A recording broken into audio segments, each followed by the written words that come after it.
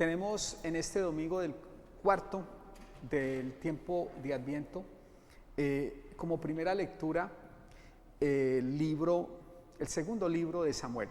Yo los quiero invitar a que en esta semana intenten leer ese capítulo. Ni siquiera les pido que lean todo el libro, sino al menos el capítulo del cual es tomada la primera lectura del día de hoy, que es el capítulo 7.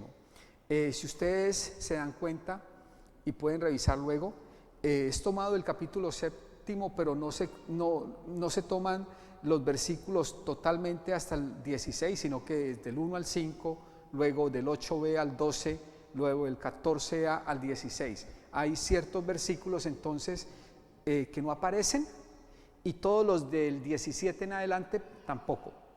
Es del 1 al 16, por decirlo así, pero no todos aparecen. Yo quisiera invitarlos a que lean todo el capítulo. Me parece a mí que ese capítulo es muy importante, y no solo importante, sino que también es muy diciente para nuestra vida espiritual y cristiana. Yo quisiera hablar de dos cosas fundamentales en la homilía. La primera, dos temas que van entrelazados, si se quiere, en el capítulo. La primera cosa, o el primer tema, tiene que ver con casa, y el segundo tiene que ver con alianza. La palabra alianza como tal no se encuentra en el capítulo, pero los expertos, los biblistas, exégetas, hablan de que hay una alianza entre Dios y David. De hecho, hablan de que Dios hace una alianza con David. Luego hablaré de eso. Y repito, la palabra no se encuentra, pero hay una alianza. La palabra alianza como tal no se encuentra, pero sí que se encuentra la palabra casa. Y así empieza de hecho el capítulo. El rey David, dice el texto, que se instala en su palacio, es decir, en su casa. Si ustedes fueran y miraran el texto hebreo, propiamente dice casa, y es la misma palabra hebrea que viene cuando él habla, el rey David, que él está en una casa y que quiere construirle al Señor, a Dios, a Yahvé, una casa, es decir, un templo. No habla de templo, sino casa. Eso es lo que piensa el rey David, y le comenta a su profeta Natán, y Natán está de acuerdo, que sí que es buena idea construirle una casa al Señor. Y dice el texto que esa misma noche le habla el Señor a Natán y dice lo siguiente: ve y dile a mi siervo David que el Señor le manda decir esto: ¿piensas que vas a ser tú el que me construya una casa para que yo habite en ella? Es decir, como que al Señor no le gustó mucho la idea. Si la idea en un principio suena bonita, si la idea en un principio suena hasta lógica, si se quiere, David, el rey, está viviendo en una muy bonita casa, es justo, es lógico, quizás se podría decir, que el rey emprenda la construcción de una casa para Dios. Pero pareciera que el Señor no quiere, pareciera que el Señor no desea eso. Más adelante dice: yo seré, es Dios hablando a David a través del profeta Natán. Yo seré para él un padre, y él será para mí un hijo. Y luego, tu casa y tu reino permanecerán para siempre ante mí, y tu trono será estable eternamente. David pensaba construirle una casa al Señor. El Señor dice: no, soy yo quien te va a construir una casa a ti, y esa casa será una casa eterna que permanecerá para siempre. Dios está hablando propiamente del reino de David, de la dinastía de David, si se quiere, que esa casa va a ser una dinastía que va a ser para siempre, permanecerá para siempre. Eso es lo que está diciendo el texto, y ese es el tema, uno de los temas principales. Le acabé de mencionar el otro. Bueno, ¿qué nos enseña este tema que acabamos de ver y cómo él sucede en la primera lectura? Bueno, como lo decía yo, David tenía el propósito, el plan de construirle una casa a Dios y parecía un buen propósito, un propósito bonito si ustedes quieren, pero resulta que Dios no quería. Por tanto, estaba yo pensando, y esa es mi invitación, ciertamente, cómo nuestros planes a veces podrán ser bonitos, podrán ser hasta lógicos si ustedes quieren, podrán parecer bien para nosotros y para los demás. Recuerden que Natán también lo vio como bien, el plan, pero a lo mejor no son planes acordes con Dios.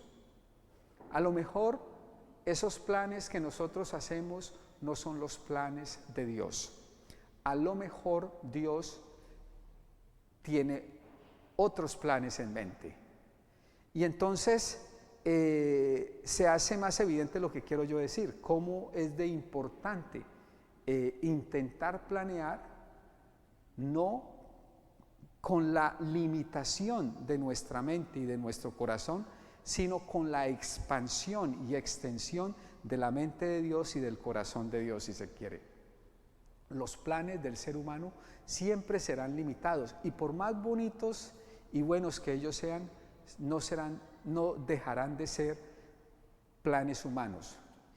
El plan de Dios, por ser plan de Dios, es expansivo y es incluyente. Y entonces sí que se hace importante que nosotros en nuestra vida pensemos en nuestros planes y cómo intentamos que ellos estén acordes con el plan de Dios.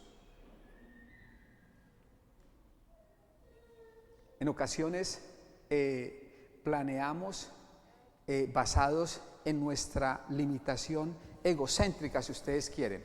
Y sí que pueden ser planes bonitos, porque si yo puedo planear de manera egocéntrica, pero de manera bien planeada, y pueden ser planes bonitos y lógicos, pero ese plan termina siendo un plan limitado y plan que no entra en el plan de Dios.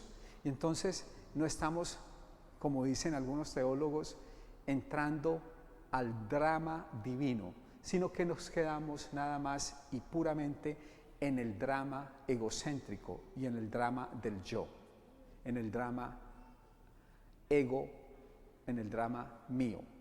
Y entonces ese drama se hace centro de mí y no se hace acorde con Dios. Por tanto, sí que necesitamos descentralizar, si se quiere, mi ego, para que Dios entre a nuestra vida y planeemos basados en Él. Esa es mi primera invitación para ustedes en este día, sencilla, muy sencilla. Ahora lo segundo, les decía yo que unido a esto viene el tema de la alianza. Ustedes, como les decía, si lo escucharon también atentamente, la palabra alianza no se menciona, y tampoco se menciona en los capítulos que hoy no vemos o que no están en la primera lectura incluidos, como tampoco se menciona en los capítulos siguientes de la primera lectura de hoy. Los versículos siguientes de la primera lectura de hoy. Cuando dije capítulos quería decir versículos, perdón. Hacia el final de nuestra lectura de hoy dice esto Dios a David: yo seré para él padre y él será para mí hijo. Está hablando del descendiente de la casa de David. Y dice lo siguiente, que no está en la lectura de hoy, eso está en el versículo 14. Si hace mal, le castigaré con vara de hombres y con golpes de hombres. Y versículo 15 continúa lo siguiente: pero no apartaré de él mi amor, como lo aparté de Saúl, a quien quité de delante de mí. Eso tampoco está en la lectura de hoy, pero sí está lo que voy a leer ahora. Tu casa y tu reino permanecerán para siempre ante mí, tu trono será firme eternamente. Ese es el versículo 15, es lo que los estudiosos dicen que es la alianza que hace Dios con David. Lo vuelvo a leer: pero no apartaré de él mi amor. Es el descendiente de la casa de David. Dios no apartará de él su amor.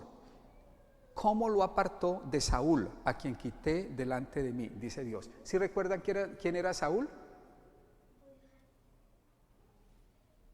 Todos recuerdan, pero nadie quiere decirlo. ¿Sí? ¿No? ¿Quién era Saúl? ¿Perdón? No, estamos en el Antiguo Testamento. Saúl, estoy en 2 Samuel, entonces es Antiguo Testamento. ¿Quién era Saúl en el Antiguo Testamento? Como le dije, todos recuerdan, pero nadie quiere decirme. ¿Por qué son así? Díganme. ¿Quién era Saúl? No puede ser. Historia de la Biblia. Saúl fue el primer rey de Israel y Saúl, por eso dice,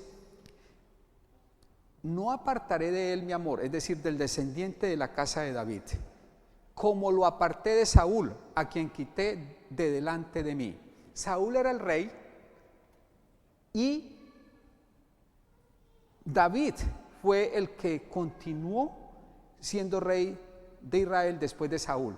Si ustedes van y leen, deberían de leer 1 y 2 Samuel. Y 2 Samuel también está en 2 Samuel. Toda la historia de cómo el reinado de Saúl pasa a manos del rey David. Saúl entonces fue el rey de Israel, ¿ok? Saúl. Yo veía eso cuando yo estaba niño en Semana Santa, veía toda la historia. Ustedes no los ponían a ver esas historias en televisión, deberían de poner a sus hijos, hay peliculitas. Entonces se ve toda la historia de Saúl, cómo David se tiene que esconder. Eso está todo en la Biblia, pero se tiene que esconder. Saúl lo quería matar, luego termina desafortunadamente muriendo Saúl, pero David es el que termina siendo el rey. Entonces lo que le está diciendo Dios a David es: yo quité a David, le quité el trono, es decir, lo quité como rey. Tú, David, serás el rey, pero a ti no te quitaré el trono, a la casa de David. No está diciendo que sea David propiamente, es todos los herederos del trono de David. Y dice que ese trono de David será para siempre. Recuerden, el de Saúl fue solo con Saúl y se acabó. Absalón era el hijo de Saúl, ¿tampoco sabían? Absalón se llamaba. Y él no fue el que sucedió a su padre Saúl, sino David. Es decir, la casa de Saúl ese reinado fue corto. El de David dice que va a ser por siempre. Ahora sí es claro lo que está, eso es lo que está pasando en la lectura del día de hoy. Dice, vuelvo y leo,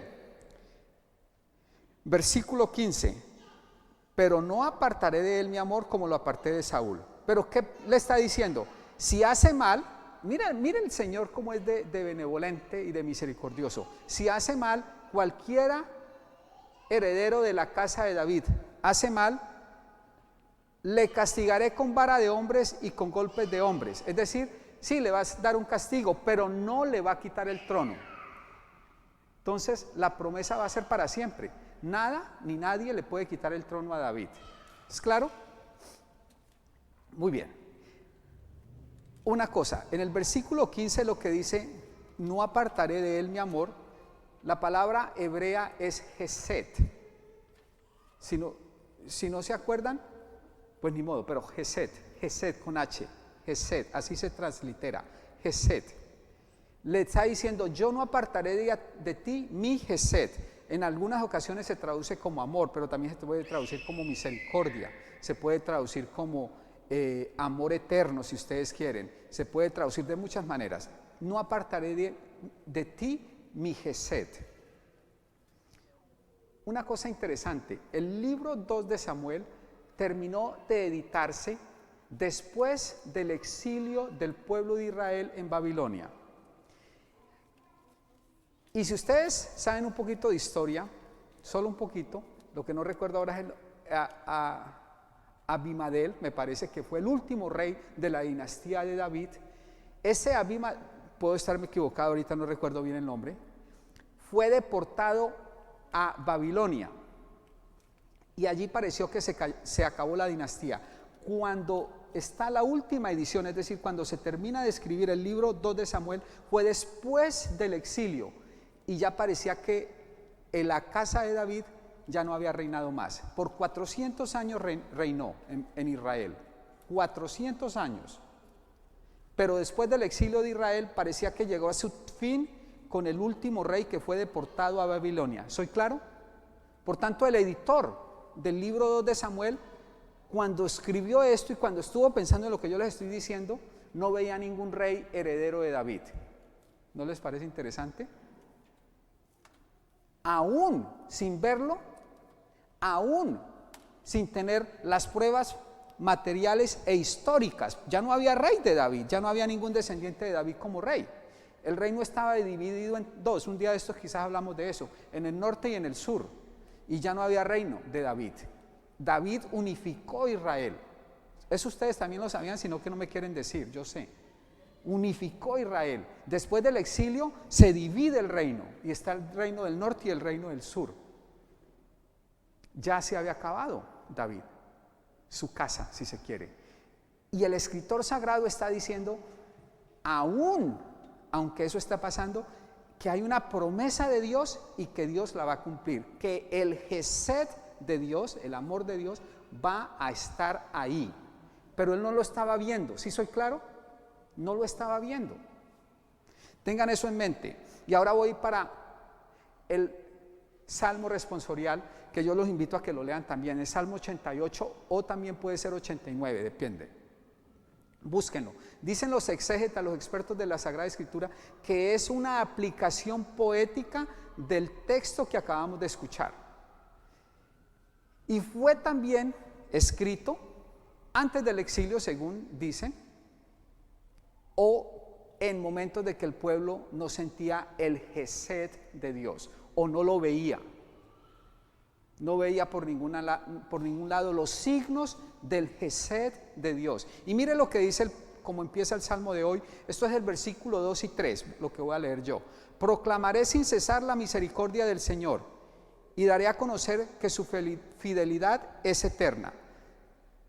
Proclamaré sin cesar ¿cómo se dice? ¿La qué? La misericordia. Esa palabra en griego es Gesed. Gesed, que también se puede traducir como misericordia. Proclamaré, léanme por favor ustedes que tienen ahí, proclamaré sin cesar la misericordia del Señor y daré a conocer que su fidelidad es eterna. Fidelidad en hebreo es emuna. Entonces está diciendo que el Gesed, está proclamando el salmista que el Gesed de Dios es grande y que la fidelidad es por siempre. Luego sigue, mi amor es para siempre, eso que traduce amor, Gesed, y mi lealtad más firme que los cielos. Lealtad es lo que antes se dijo fidelidad, es decir, emuna en hebreo. ¿Por qué les estoy diciendo todo esto? El pueblo, si ustedes siguen leyendo el Salmo, el pueblo de Israel está diciendo que propiamente no ven ni el Gesed ni la emuna por ningún lado. No ven ni el amor ni la fidelidad por ningún lado. Pero el Señor le dijo a David que el amor, el Gesed y la emuna iba a ser para siempre, pero no se ve. ¿Cuál es la enseñanza? Mis hermanos, todo esto, di muchas vueltas quizás, pero todo esto para decirles algo. Es muy probable que nosotros en nuestra vida no veamos ni el Gesed ni la emuna de Dios, ni el amor ni la fidelidad de Dios. ¿Por qué? Porque la historia es así. Yo estaba escuchando noticias esta semana pasada y California, tanta gente que dice que no tiene ya que comer, ya se está acabando el año y van a perder cuando no están no tienen empleo, el subsidio estatal para cuando alguien pierde su empleo. Hay gente que no tiene y ya no le va a llegar más.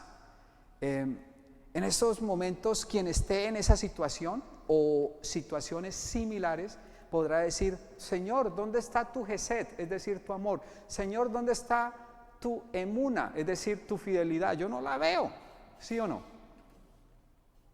Y yo creo que a todos de alguna o de otra manera nos ha podido pasar. El Gesed y la emuna de Dios no ven por ningún lado. Si ustedes siguen leyendo el Salmo, lástima, no tengo tiempo para eso, Eso es lo que le dice en el Salmo el salmista a Dios. Señor, ¿por qué nos abandonaste? ¿Qué pasa? ¿Qué pasa? ¿Dónde estás? ¿Dónde está tu Gesed? ¿Dónde está tu Emuna? No se ve ni se siente por ningún lado. Pareciera que Dios abandonó al pueblo de Israel. El pueblo sintió ese abandono de Dios muchas veces. Eso puede pasarnos a nosotros también en nuestra vida espiritual, que sintamos ese abandono de Dios. Pero hay que cantar que la fidelidad